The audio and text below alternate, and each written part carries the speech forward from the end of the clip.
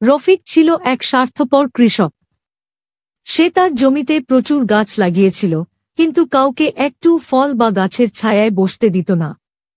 পাশের গ্রামের লোকজন পর্যন্ত জানত রফিকের গাছের নিচে বসাও নিষেধ। একদিন প্রবল রোদের দিনে এক পথিক ক্লান্ত হয়ে তার বাগানের এক গাছের নিচে একটু বসে বিশ্রাম নিচ্ছিল। রফিক দেখে চিৎকার করে উঠল, এই, তুই আমার জমিতে কেন? পথিক মাথা নিচু করে বলল, আমি শুধু ছায়ায় একটু বসেছিলাম ভাই। আমি পথ হারিয়ে ফেলেছি, পানিও নেই আমার কাছে। রফিক রাগে গর্জে উঠে বলল, এখান থেকে এখনই চলে যা। পথিক রফিকের কথা শুনে চলে গেল চুপচাপ হয়ে। তারপর কিছুদিন পর এক ভয়ানক খরার সময় এল।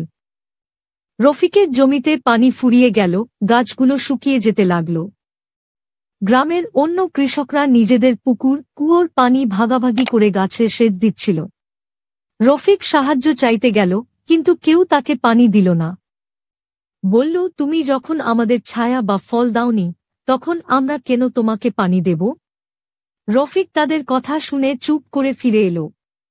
সেদিন সে বুঝল, শুধু নিজের জন্য গড়ে তোলা জিনিস একদিন একাকী করে তোলে।